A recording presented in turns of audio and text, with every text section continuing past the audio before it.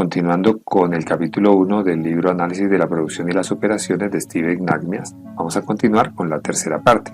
Esta tercera parte habla de curvas de la experiencia, pero recordemos primero qué son curvas de la experiencia y el aprendizaje.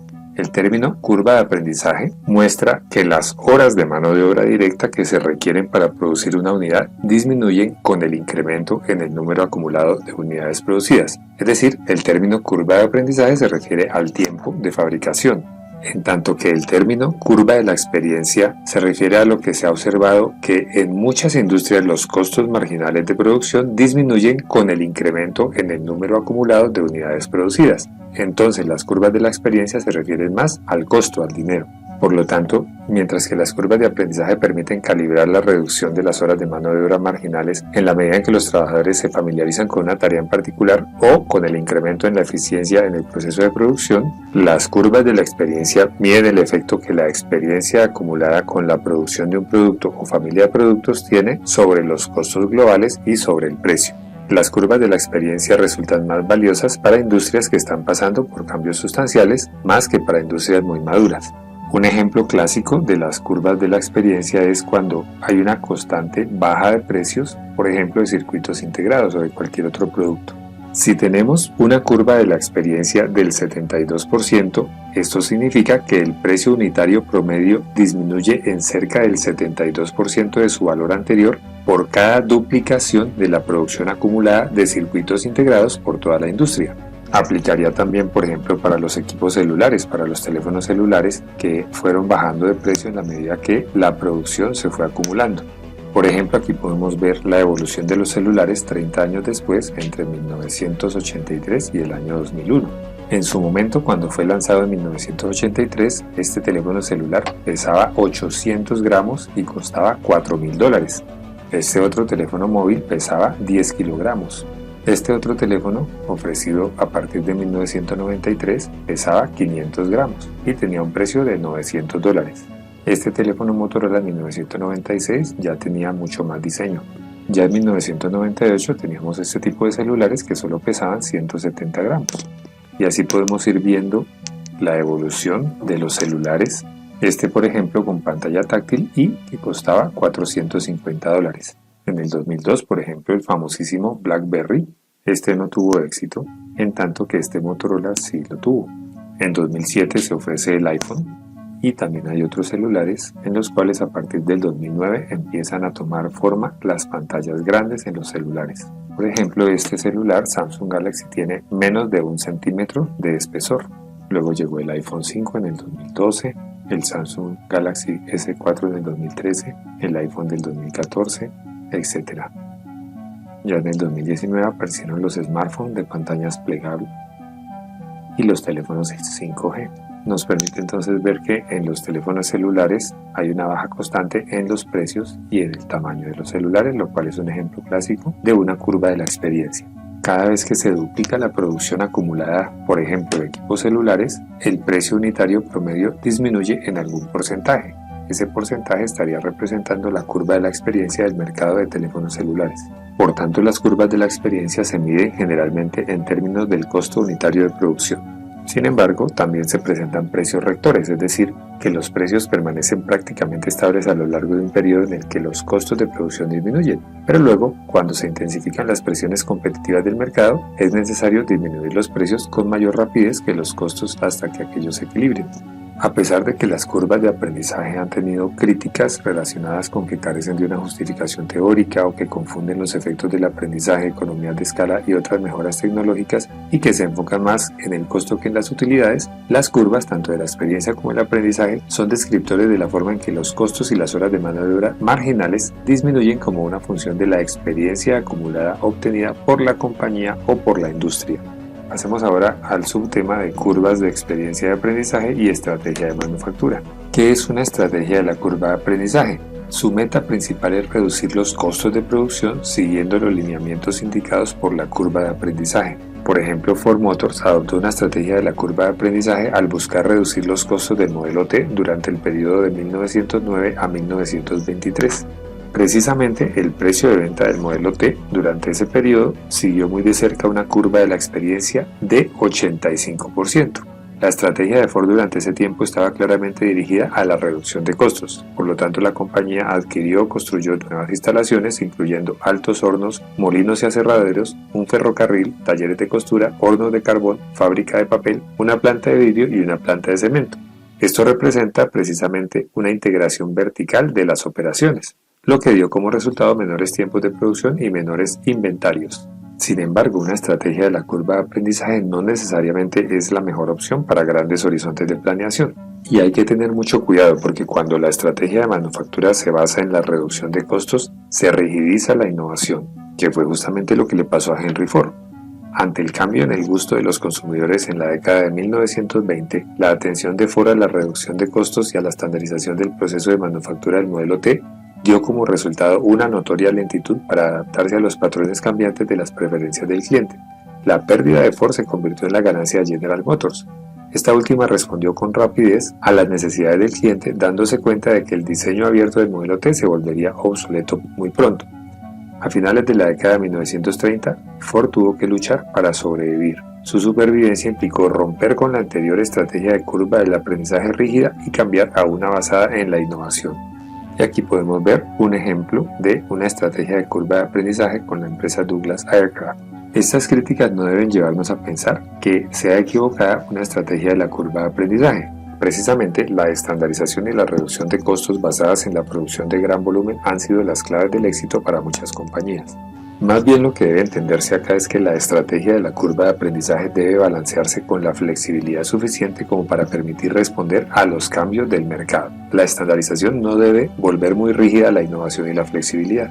Finalmente, en esta sección aparecen los problemas para la sección 1.10 que tienen que ver con preguntas relacionadas con curva de aprendizaje y curva de experiencia, qué es una estrategia de la curva de aprendizaje, algunos errores que se pueden presentar cuando se utilizan las curvas de aprendizaje, un ejemplo en el cual se pueda verificar cuánto tiempo llevará a producir la unidad número 100.000 si la curva de aprendizaje permanece precisa de acuerdo a un ejemplo que ya se había indicado antes en este capítulo, un punto relacionado con curva de aprendizaje y otro con curva de la experiencia, y un punto relacionado con calcular el costo que tendría la unidad número 100 y la unidad número 10.000 con una curva de experiencia del 80%.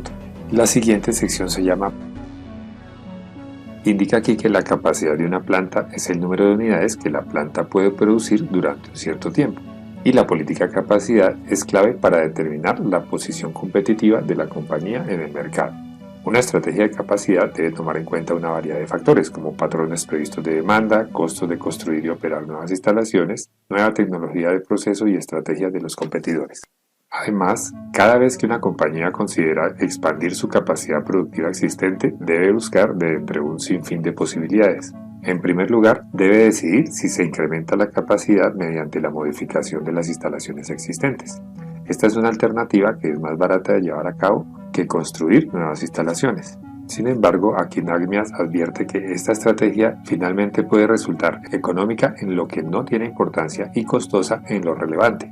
Dice también Nagmias que las plantas focalizadas son mucho más productivas, pero si la idea es la construcción de una nueva planta, es necesario resolver interrogantes como por ejemplo el momento en el tiempo en el que se va a realizar la construcción de las nuevas instalaciones, dado los tiempos de demora para su construcción y los patrones cambiantes de demanda. También, ubicar nuevas instalaciones es un asunto complejo, entre otros revisar si las nuevas instalaciones deben ubicarse cerca de los proveedores de materias primas o de los puntos de venta de mercado, y también si los costos de mano de obra constituyen un aspecto clave. Y lo tercero es que, después de haber decidido cuándo y dónde agregar una nueva capacidad, debe decidirse el tamaño de las nuevas instalaciones. Demasiada capacidad significa que ésta será subutilizada. Menor capacidad de la necesaria significa que la compañía enfrentará el problema de tener que incrementar de nuevo la capacidad. Luego viene un subtema que se llama economías de escala y economías de alcance. Expandir la capacidad existente se considera como una ventaja puesto que se generan economías de escala. Pero el concepto de economías de alcance se refiere a los ahorros en los costos que se pueden obtener al combinar la producción de dos o más líneas de producto en un solo lugar. Es decir, compartir parte del mismo equipo y personal para algunas líneas de producto, de modo que el costo de producción en un lugar pueda ser menor que el de dos o más lugares diferentes. Entonces, en cuanto a la noción de economías de alcance, puede ser que se ahorre dada la producción de 2 o más productos en un solo lugar, dado que no habría que duplicar temas como sistemas de almacenamiento y personal de soporte. Estas actividades son más fáciles de coordinar si se encuentran en un mismo lugar. La compañía también puede lograr economías de alcance mediante la localización de diferentes instalaciones en una misma región geográfica. De esta forma, los empleados pueden, en caso de ser necesario, recurrir al talento de personal clave en un lugar cercano. Estos dos autores consideran conveniente la inversión en nueva tecnología de manufactura. Dice que los sistemas flexibles de manufactura y la manufactura integrada por computadora dan como resultado eficiencias derivadas de la variedad, no del volumen. Puede decirse entonces que la dirección debe evaluar los beneficios que la compañía puede obtener mediante la combinación de líneas de productos en un solo lugar versus las desventajas de la falta de focalización. Puede ser que demasiadas líneas de producto en un mismo lugar provoquen diferentes operaciones de manufactura que interfieran unas con otras. Hay que balancear estos temas de manera que la compañía pueda realizar economías de escala sin que la planta pierda su focalización esencial. Luego viene un subtema que se refiere a hacer o comprar, un problema prototipo de expansión de capacidad. Un problema clásico que enfrentan las compañías se conoce como la decisión de hacer o comprar. La compañía puede comprar el producto de una fuente externa a un precio de C1 por unidad, pero puede producirlo internamente por un precio unitario de C2, menor que C1. Sin embargo, para poder producir internamente el producto, la compañía debe invertir K pesos para expandir la capacidad de producción. Por lo tanto, ¿qué estrategia debe adoptar la compañía? Aquí está claro el dilema entre la inversión y las economías de escala. Hacer o comprar. ¿Cuál es la ecuación que representa fabricar? Sería esta ecuación que está acá. ¿Cuál sería el costo total para la compañía de producir X unidades? Sería esta ecuación que está aquí. Este sería el costo equivalente por unidad, por lo tanto, en la medida en que X se incremente, el costo por unidad de producción disminuye. Y las variables que tendríamos acá son K, que es la inversión, y C2, el costo de producir una unidad. Desde el punto de vista de comprar, esta está representada por C1X. C1 es el precio de comprar una unidad. Si queremos graficar los costos totales tanto de la producción interna como de la compra externa, podemos encontrar el punto de equilibrio en el cual se igualen los costos. Esto se conoce como la cantidad de equilibrio. Aquí lo vemos representado. Estamos igualando la función de hacer y la función de comprar. Despejando, primero aquí factorizamos y luego despejamos X. Por lo tanto, X es igual a K sobre C1 menos C2. Esa es la cantidad de equilibrio, en la cual es indiferente fabricar o comprar. Veamos este ejemplo. Un importante fabricante de computadoras está diseñando un nuevo modelo de computadora y debe decidir si produce los teclados internamente o si los compra a un proveedor externo. El proveedor está dispuesto a vender los teclados en 50 cada uno, pero el fabricante estima que la compañía puede producirlos por 35 cada uno. Hablo de 35 unidades monetarias cada uno. La dirección estima que expandir la planta actual y comprar el equipo necesario para elaborar los teclados costaría 8 millones de unidades monetarias. ¿Debe llevarse a cabo la expansión? Lo primero es calcular la cantidad de equilibrio. Teniendo aquí la ecuación, nos da que la cantidad de equilibrio es 533.333 unidades. Graficando esas dos ecuaciones tendríamos lo siguiente. Vamos a hacer una tabla en la cual podamos darle diferentes valores a X y de esa manera podemos graficar K más C2X, que representa fabricar o hacer. Tenemos entonces que esta sería la gráfica.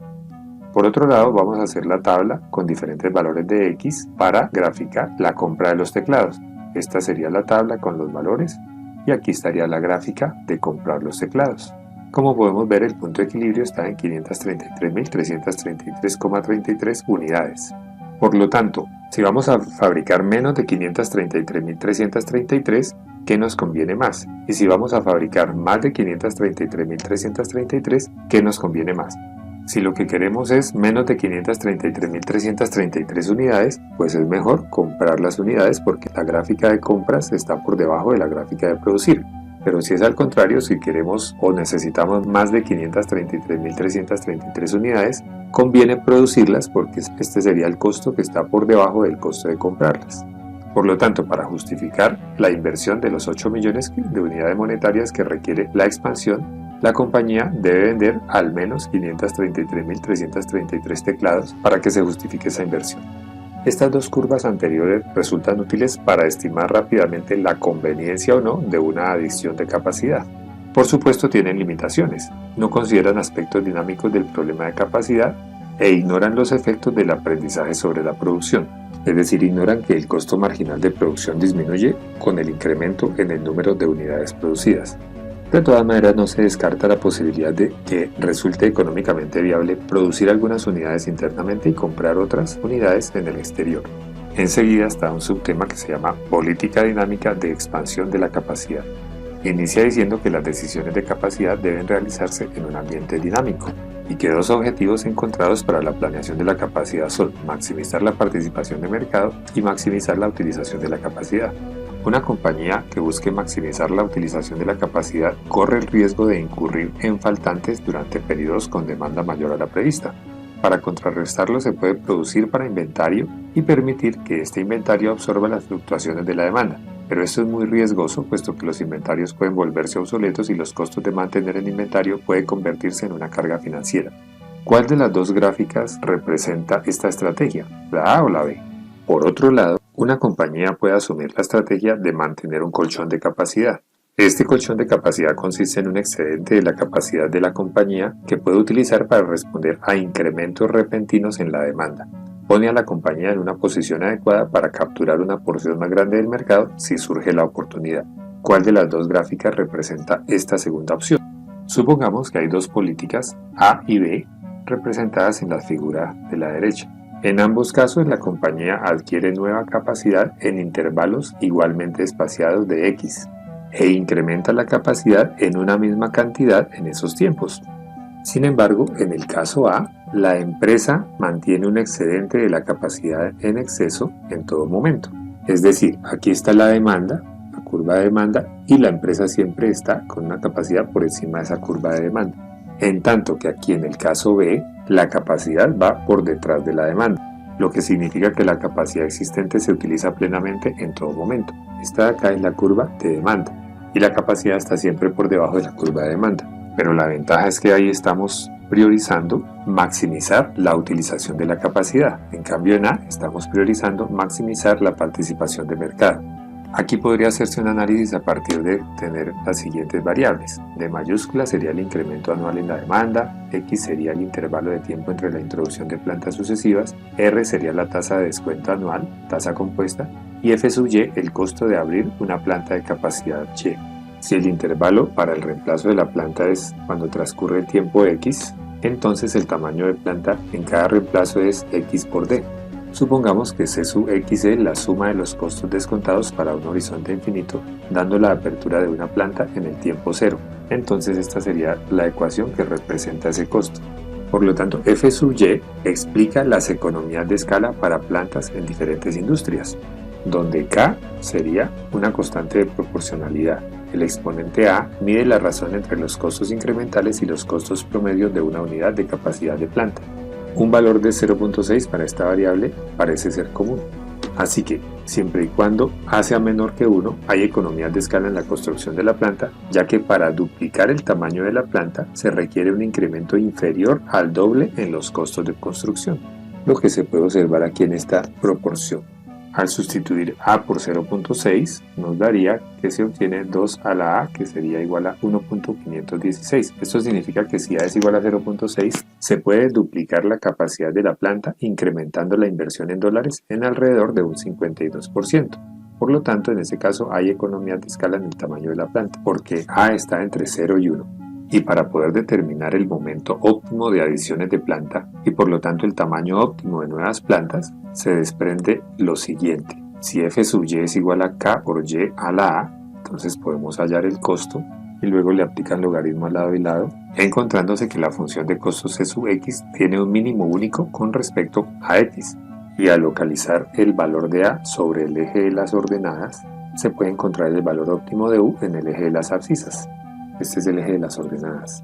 Si U vale 0.6, entonces proyectamos acá el valor para el valor óptimo de U. Pero veamos mejor este ejemplo 1.3, que nos explica mejor la aplicación de esta idea.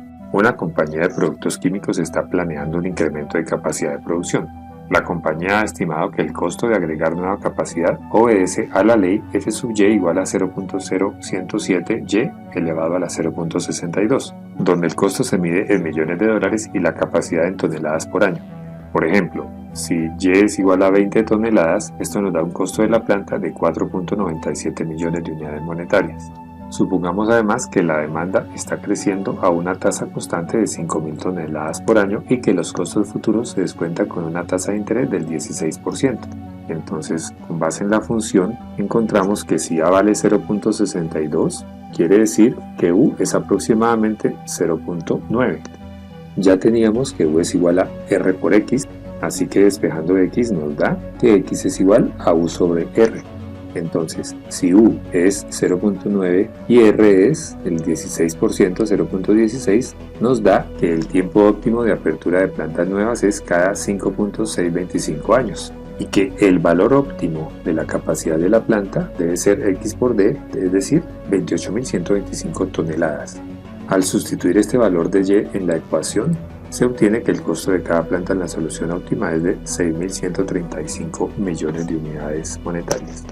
De todas formas, como casi siempre, tiene algunas críticas este modelo, puesto que ignora algunas características fundamentales que uno esperaría encontrar en el mundo real. Por ejemplo, que la planta tiene una vida finita. En este modelo se consideraría que la planta tiene una vida infinita, lo cual no es cierto. Otro supuesto que no es tan real es que los patrones de demanda se comporten a una tasa constante por año.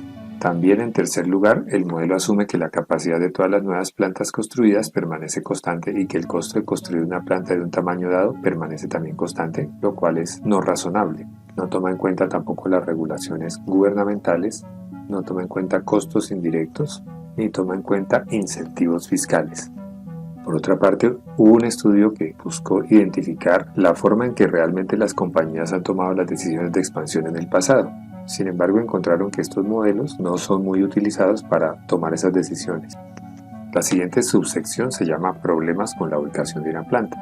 Decidir dónde ubicar una planta es un problema complejo, por lo tanto, para tomar la decisión de ubicación es relevante aspectos como el tamaño de la planta, como las líneas de producto que se van a producir, la tecnología de proceso por utilizar, los requerimientos de la fuerza laboral, las necesidades de transporte, los requerimientos de servicios públicos, aspectos ambientales, la interacción con otras plantas, las consideraciones internacionales y el tratamiento fiscal. Dice Nagmias aquí que los modelos matemáticos son útiles para ayudar a la toma de muchas decisiones operacionales, pero por lo general tienen un valor limitado para determinar la ubicación adecuada de una nueva planta. Y por otro lado, este investigador reportó que los principales factores que influyeron en la toma de decisiones de localización de nuevas instalaciones fueron costos de mano de obra, sindicalismo, proximidad a los mercados, proximidad a proveedores y recursos, proximidad a otras instalaciones y calidad de vida en la región. Finalmente, en este capítulo aparecen los problemas para la sección 1.11. Por ejemplo, en el punto 34 preguntan sobre cuántas unidades debe vender para que la compañía recupere su inversión inicial y cuál es el ingreso total en el volumen de equilibrio. En el punto 36 están pensando en construir las llantas ellos mismos y se preguntan cuánto tiempo llevaría recuperar la inversión requerida para la expansión. En la pregunta 37 se presenta una ecuación para una compañía de productos químicos y buscan determinar el tiempo óptimo para las adiciones de planta y el tamaño óptimo de cada adición, y así con los demás puntos que aparecen en esta sección. Finalmente allí van a encontrar el resumen que se orienta especialmente a la importancia de la estrategia de operaciones y su relación con la estrategia general de negocios de la compañía. Recordemos también que en este capítulo se habló de lo que propone Michael Porter sobre por qué algunas industrias parecen florecer en algunos países.